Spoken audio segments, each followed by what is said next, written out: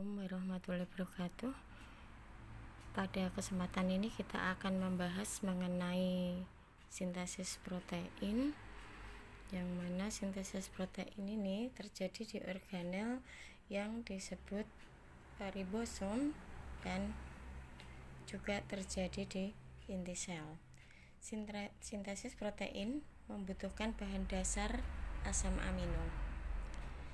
Sintesis protein melibatkan DNA, RNA, dan ribosom. Secara garis besar, sintesis protein dapat dibagi menjadi dua tahapan, yaitu tahapan yang pertama transkripsi dan tahapan yang kedua translasi. Jadi proses sintesis protein diawali dengan proses transkripsi dulu, kemudian dilanjutkan proses translasi. Transkripsi adalah pembentukan messenger RNA atau disebut RNA duta dari salah satu pita DNA di dalam inti sel. Pembawa kode atau informasi tersebut adalah mRNA.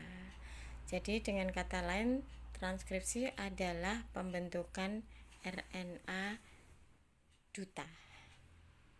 Dan yang bertugas adalah DNA template sebagai cetakannya. Proses transkripsi ini diawali dengan RNA polimerase menyebabkan sebagian double helix molekul DNA terbuka. Kemarin sudah kita bahas bahwa pita DNA itu double helix, terdiri dari dua untai atau sepasang. Pada saat transkripsi dia akan membuka. Pada salah satu pita, basa nitrogensa bebas untuk menyusun RNA duta. Dan setelah RNA duta atau RNA messenger ini dicetak, akan meninggalkan inti sel menuju sitoplasma dan melekat pada ribosom. Tahapan transkripsi ada 3 tahapan atau 3 proses. Yang pertama adalah pengawalan yang disebut inisiasi, kemudian pemanjangan atau penguntaian yang disebut elongasi, kemudian pengakhiran yang disebut terminasi. Inisiasi ini merupakan proses dimulainya pembentukan RNA duta dari daerah promotor, yaitu tempat melekatnya RNA polimerase pada daerah kodon start. Kodon start itu kodon yang memulai proses transkripsi. Selanjutnya dilanjutkan pemanjangan. Enzim RNA polimerase yang membuka double helix akan merangkai ribonukleotid ke ujung 3 aksen dari RNA yang sedang tumbuh dan terjadi proses penambahan nukleotid. Kemudian ditandai dengan terurainya enzim RNA polimerase dari DNA dan RNA akan dilepaskan. Nah, ini ekspresinya gen dalam sintesis protein seperti ini ya. Jadi dimulai dengan promotor. Coba lihat yang garis kuning, strip kuning ini merupakan titik awal atau start point. Ini di sini terdapat RNA polimerase yang akan mengawali proses inisiasi. Kemudian itu Anda lihat yang untai biru itu nanti akan berakhir pada titik merah yang disebut titik terminasi. Jadi diawali dari kuning dan diakhiri pada titik merah ini, titik terminal merah ini. Kemudian dilanjutkan proses elongasi ini. Coba Anda lihat perbedaannya dengan inisiasi. Di sini sudah terdapat RNA yang warnanya pink ya, yang warnanya pink. Dan ini adalah template untai DNA, maksudnya template untai DNA. Yang biru ini nanti yang bertugas mencetak RNA duta. Kemudian dilanjutkan terminasi. Coba Anda lihat RNA yang awalnya masih pendek, yang pink itu sekarang sudah mulai teruntai menjadi panjang, dan nanti akhirnya akan terjadi pengakhiran setelah hasil lengkap transkripsi RNA menjadi RNA duta ini. Nah, coba Anda lihat yang pink ini, prosesnya seperti itu.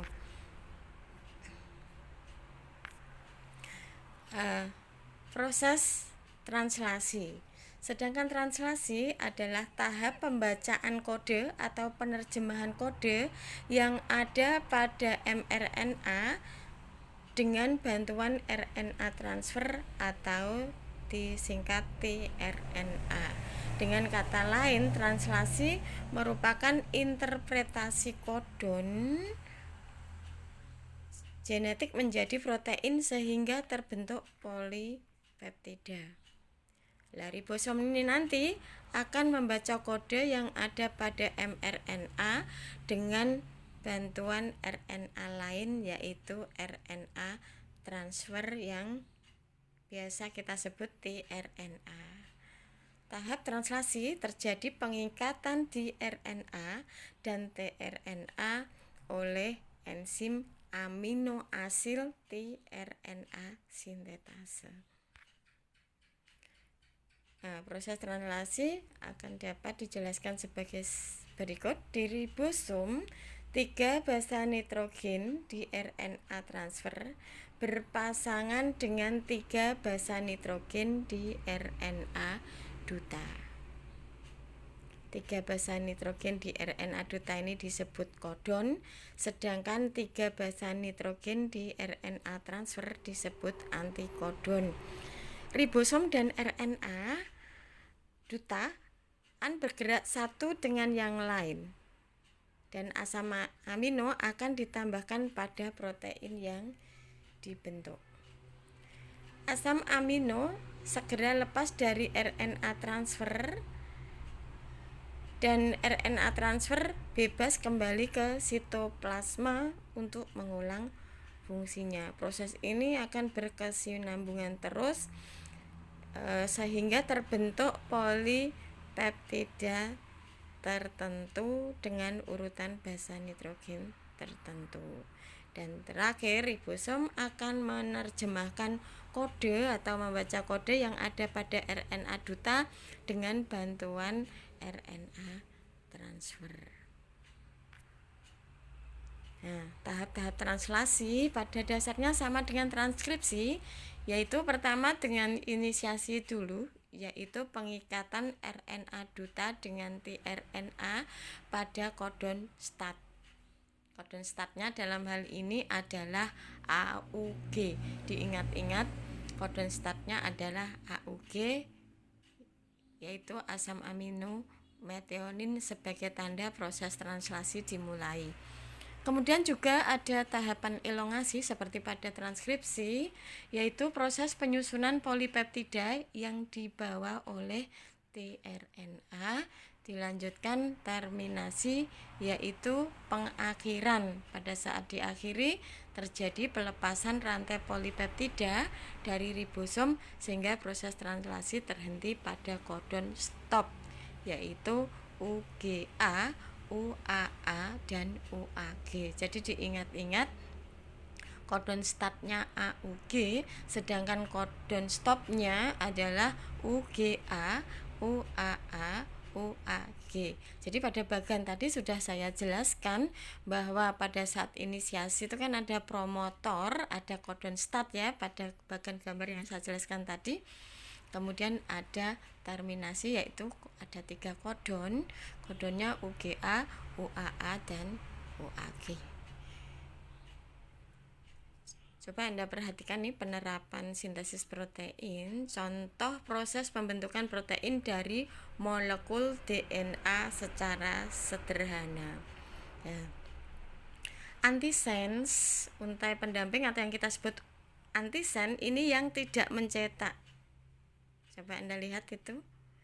Dari 5 aksen ke 3 aksen. Ini basa nitrogennya, Anda lihat A, T, G, G, T, A, C, C, dan seterusnya.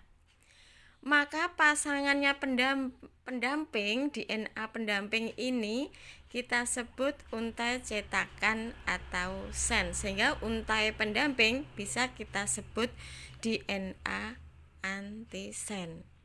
Nah, karena DNA maka Anda tidak menjumpai urasil tetapi timin, dan pasangannya kemarin sudah saya jelaskan ini antiparalel, maka 5 aksen pasangannya harus 3 aksen. Coba Anda lihat, sen ini adalah DNA cetakan yang mencetak atau disebut template ya, template.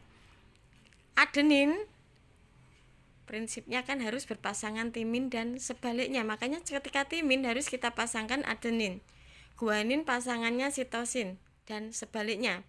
Berarti sitosin harus berpasangan guanin. Jadi pada DNA tidak ada urasil tetapi timin.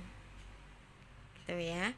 Nah, sekarang kita lihat messenger RNA ini adalah hasil ciptaan dari template atau sen.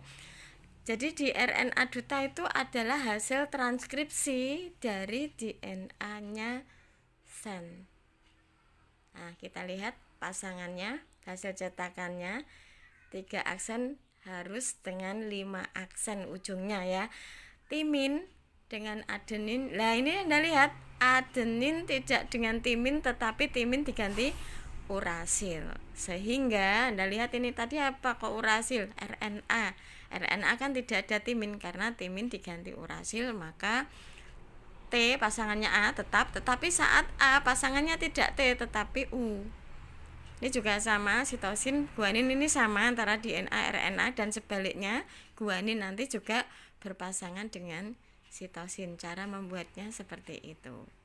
Nah, dan seterusnya. Coba Anda lihat, saat adenin berpasangan timin di RNA, timin diganti urasil dan ujung satunya 5 aksen harus berpasangan dengan 3 aksen. Kemudian pada proses translasi, RNA duta ini akan membentuk RNA transfer yang disebut antikodon. Nih, coba lihat di bawahnya asam amino itu ya. 5 aksen juga harus berpasangan dengan 3 aksen, maka A akan berpasangan dengan U, bukan T. U dengan A, G dengan C, C dengan D, dan seterusnya. Kemudian untuk RNA duta ini bisa diterjemahkan menjadi asam amino seperti di bawah itu ya, metionin, glisin, treonin, histidin, dan serin. Dari mana dapat metionin, glisin, treonin? Nanti akan dicocokkan pada tabel ya. Ada tabel, sudah saya berikan tabel di sini. Jadi dalam setiap proses translasi hanya ada satu kodon awal, yaitu kodon start tadi AUG yang menyandi asam amino metionin, dan 3 kodon akhir yang disebut kodon stop, yaitu UAA, UAG, dan UA. Nah, ini pada setiap sintesis protein akan dibentuk 20 buah asam amino dan metionin sebagai kodon startnya. Ini bisa dicocokkan ya, ini keterangannya. Nah, tabelnya UAA, UUU itu penilalanin, UUC penilalanin, dan seterusnya. Nah, tahapan sintesis protein dapat diringkas sebagai berikut. Yang pertama tadi kan DNA membentuk RNA duta yang disebut proses transkripsi. RNA duta akan meninggalkan inti menuju ribosom. Setelah itu akan dibentuk RNA transfer dengan membawa asam amino yang sesuai dengan kode yang dibawa oleh RNA duta dan bergabung sesuai pasangannya. Setelah jadi akan berderet-deret membentuk asam amino atau polipeptida yang sudah diperintahkan. Ini ringkasannya sudah saya buat, nah, intinya sama ya. Nah, ini proses translasi. Nah, ini akan dilepaskan di sitoplasma, nanti bisa dicermati sendiri gambarnya. Nah, ini istilah dalam sintesis protein. Kodogen itu adalah rangkaian kode genetik pada rantai DNA, itu kita sebut kodogen, yaitu pada DNA template. Nah, template itu apa? Template adalah bagian DNA yang mencetak RNA, rangkaian kode genetiknya yang kita sebut kodogen tadi. Sedangkan kodon adalah rangkaian kode genetik triplet, tiga itu tadi ya, pada rantai RNA duta. Sedangkan antikodon adalah pasangannya kodon yang mana merupakan rangkaian kode genetik pada rantai RNA transfer. Kalau kita cermati template ini nanti urutan genetiknya sama dengan antikodon, atau bisa kita template ini sama dengan antikodon, tapi kalau pada template itu timin, tetapi kalau pada antikodon adalah urasil gitu ya. Oke, saya lanjutkan nih contoh soalnya. Rantai DNA sen berarti template mempunyai kode basa nitrogen sebagai berikut. Nah, ini kita lihat 3 aksen 5 aksen. Maka kenapa jawabannya adalah A? Maka 5 aksen berpasangan dengan 3 aksen, 3 aksen harus berpasangan dengan 5 aksen. Dalam pengerjaan ini kita tentukan template-nya dulu. Yang diketahui adalah template-nya pada nomor 1 itu ya. Template-nya dicari dulu karena template adalah yang nyetak. Setelah diketahui template-nya nanti akan dibentuk RNA duta, dan setelah RNA duta akan diterjemahkan menjadi asam amino dan pasangannya disebut RNA transfer. Jadi dari DNA template membentuk RNA duta disebut transkripsi, dari RNA duta membentuk RNA transfer disebut proses translasi. Ya, ini nanti bisa dibaca kenapa 3 aksen harus berpasangan 5 aksen, sudah dijelaskan pada bahasan sebelumnya. Ya, prinsipnya atau titenane DNA tidak ada urasil, yang ada urasil adalah RNA. Dalam hal ini kalau Anda nulis DNA template atau anti template itu disebut juga anti-sen. Template yang nyetaknya yaitu sen. Jadi pada DNA tidak ada urasil, sedangkan yang ada urasil itu RNA duta dan RNA transfer. Nah, ini contoh soal yang kedua. Komplemennya berarti langsung dipasangkan. Nomor 2 itu gampang ya. 5 aksen harus berpasangan dengan 3 aksen. Adenin harus berpasangan dengan timin jika pada DNA. Kalau pada RNA urasil. G harus berpasangan dengan C, G, dan seterusnya. Jadi Anda akan tahu nanti setelah dibaca kenapa jawabannya di.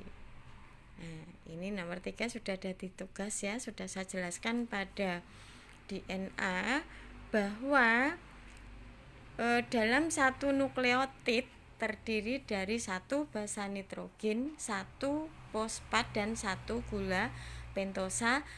Sedangkan kalau tanpa fosfat hanya basa nitrogen dan gula pentosa, itu namanya nukleosid. Jadi untuk dapat mengerjakan soal nomor 3 Anda hanya berprinsip apa itu nukleotid dan apa itu nukleosid.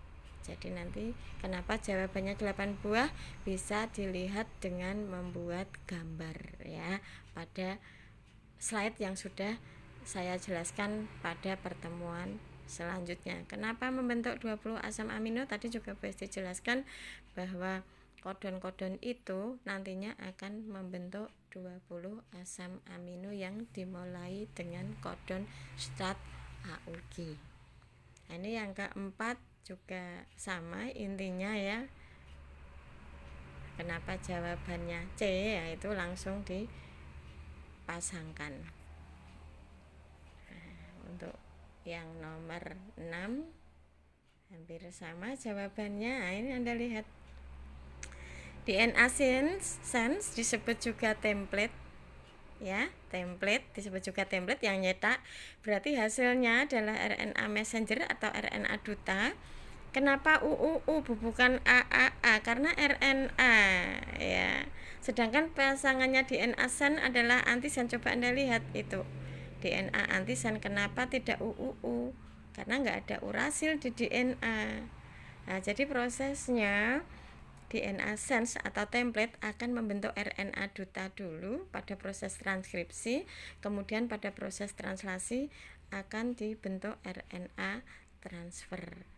Dan kodon-kodon pada RNA duta ini nanti akan diterjemahkan menjadi asam amino dan Anda cocokkan dengan tabel tadi. Ya. Sekian penjelasan saya tentang sintesis protein. Saya akhiri dulu. Assalamualaikum warahmatullahi wabarakatuh.